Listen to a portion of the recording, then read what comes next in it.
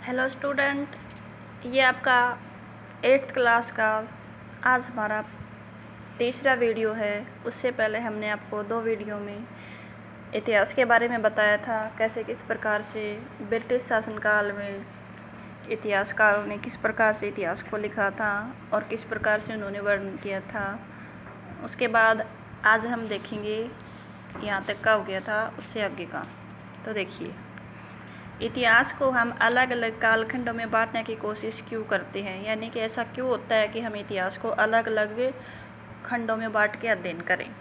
तो इसकी एक वजह ये होती है कि हम एक दौर की खासियतों, उनके केंद्रीय तत्वों को पकड़ने की कोशिश करते हैं, यानी कि किसी एक विशेष टाइम के अंदर जो कुछ विशेष बातें घटित हुई थी उन सब चीज़ों का अध्ययन करने की कोशिश करते हैं।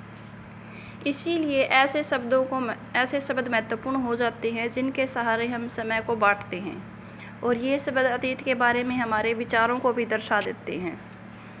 जिस प्रकार से हमने ऊपर पढ़ा था ना कि जो ब्रिटिश इतिहासकार थे उन्होंने सिर्फ अपने गवर्नर जनरल तथा वायसराय के बारे में ज़्यादा लिखा था और भारतीय जनता के बारे में उन्होंने कोई वर्णन नहीं किया था।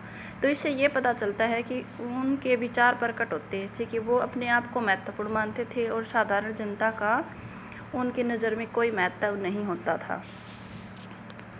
वे हमें बताते हैं कि एक अवधि से दूसरी अवधि के बीच आए बदलाव का क्या महत्व होता है।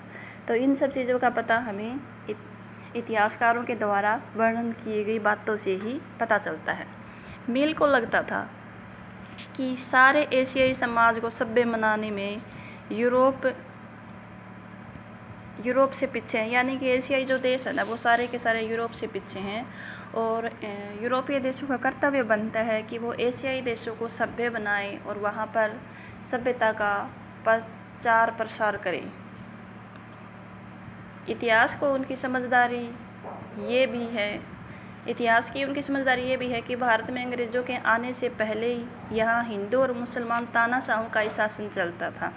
जैसे कि आपको पता होगा, लास्ट जो मुग़ल बादशाह था बहादुर शाह जफ़र, तो वो तो सिर्फ नाम मात्र का बादशाह था। अंतिम शक्तिशाली जो राजा थे वो थे आपके औरंगज़ेब।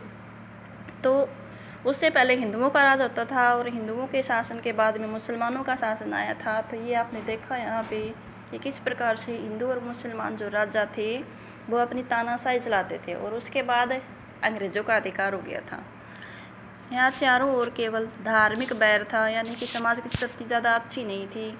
धर्म के नाम पे लड़ाई होती रहती थी, जातिगत बंधन काफ़ी ज़्यादा मजबूत थे और अंधविश्वासों का भी बोलबाला बहुत ज़्यादा था।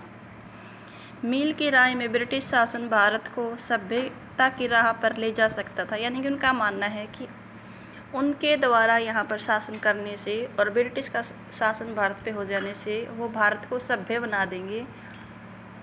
तो इस काम के लिए ज़रूरी था कि भारत में यूरोपीय शिष्टाचार, कला, संस्थाओं और कानूनों को लागू किया जाए, यानी कि जैसी बातें यूरोप के अंदर थी उसी प्रकार के नियम कानून यहाँ पर भी लगाए जाएं, ताकि यहाँ के लोग भी यूरोप के लोगों की तरह सभ्य, शिष्ट और शिक्षित हो जाएं।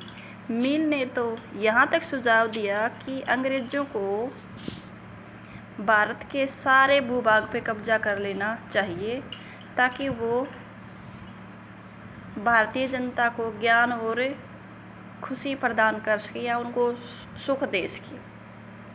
उनका मानना था कि अंग्रेज़ों की मदद के बिना हिंदुस्तान प्रगति नहीं कर सकता। तो ये जो चीज़ें अब हम पढ़ रही हैं, ये आपका जो जेम्स मिल था उसके विचार थे अंग्रेजी शासन को लेके। उसके बाद है, इतिहास की इस धारणा में अंग्रेजी शासन प्रगति और सभ्यता का प्रतीक है, और अंग्रेजी शासन से पहले सारा अंधकार का दौर था, यानी कि ऐसा मानना था जेम्स मिल का कि उनके आ जाने से यहाँ पर सभ्यता और प्रगति आई है और वो इस क्षेत्र को विकसित कर सकते हैं।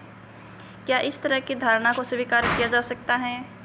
तो ये तो आपने सिर्फ जेम्स मिल के विचार देखे, यानी कि उस इतिहासकार के ये विचार थे अपने शासन को लेके और हिंदू शासन को लेके। क्या इतिहास को किसी दौर में हिंदू या मुसलमान दौर कहा जा सकता है? तो ऐसा हमने आपको पहले भी बता दिया था कि हम किसी भी एक टाइम को स्पेशल ये नहीं कह सकते कि ये हिंदुओं का समय था या मुसलमानों का समय था, क्योंकि अगर राजा का धर्म हिंदू या मुसलमान था तो इसका मतलब ये नहीं होता कि उस टाइम पे सारी जनता का भी यही धर्म रहा होगा। क्या इन सारे दौरों में कई तरह के धर्मों को एक साथ नहीं चल सकते? किसी युग को केवल उस समय के शासकों के धर्म के हिसाब से तय करना जरूरी नहीं होता। अगर ऐसा करते हैं तो उसका मतलब ये होगा कि औरों के जीवन और तौर तरीकों का कोई महत्व नहीं होता। हमें याद रखना चाहिए कि प्राचीन भारत में सारे शासकों का एक ही धर्म नहीं था, यानी कि जो देश के अंदर बड़े बड़े शक्तिशाली राजा थे वो भी सारे के सारे एक ही धर्म के नहीं थे। इसीलिए हम किसी एक काल को एक धर्म के हिसाब से नहीं बांट सकते। अंग्रेजों द्वारा सुझाए गए वर्गीकरण से अलग हटकर इतिहासकार भारतीय इतिहास को आमतौर पर प्राचीन, मध्यकालीन और आधुनिक काल में भी बांट के देखते हैं। यानी कि जेम्स मिल ने तो सिर्फ 3 भागों में बांटा था, हिंदू काल, मुस्लिम काल और ब्रिटिश काल। लेकिन जो भारतीय इतिहासकार हैं वो इसको अन्य 3 वर्गों में बांटते हैं। तो उनका मानना था कि प्राचीन, मध्यकालीन और आधुनिक काल में बांट के भी वो देखते हैं। इस विभाजन की भी अपनी समस्याएं हैं। इतिहास को इन खंडों में बांटने की यह समझ भी पश्चिम से आई है। यानी कि ये जो समझ थी कि इतिहास को हम 3 भागों में बांटेंगे, प्राचीन काल, मध्यकाल और आधुनिक काल, तो पश्चिम में आधुनिक काल को विज्ञान, तर्क, लोकतंत्र, मुक्ति, समानता जैसी आधुनिकताओं की ताकतों का युग माना जाता था।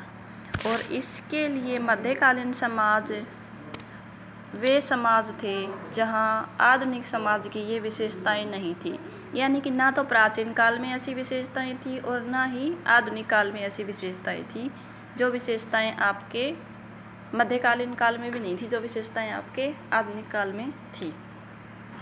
आधुनिक काल की इस अवधारणा को बिना सोचे समझे ही अपना सकते हैं। जैसा कि आप इन किताबों में देखें, अंग्रेजों के शासन में लोगों के पास समानता, स्वतंत्रता और मुक्ति नहीं थी। यानी कि जो आप 8वीं क्लास की जो बुक पढ़ोगे उसमें आप समझ पाओगे कि अंग्रेजों के टाइम में भारतीय राजाओं की कैसी स्थिति थी और वो कैसा जीवन जी रहे थे।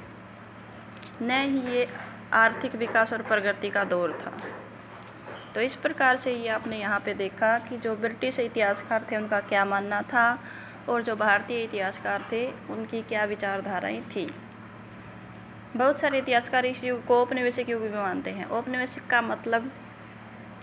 का मतलब होता है कि किसी देश के द्वारा किसी दूसरे देश के संसाधनों पर और उस देश के ऊपर अधिकार कर लेना। जैसे कि भारत जो था वो पुराने टाइम में अंग्रेजों का यानी कि ब्रिटेन का उपनिवेश था, तो इसको हम औपनिवेशीकरण कह सकते हैं।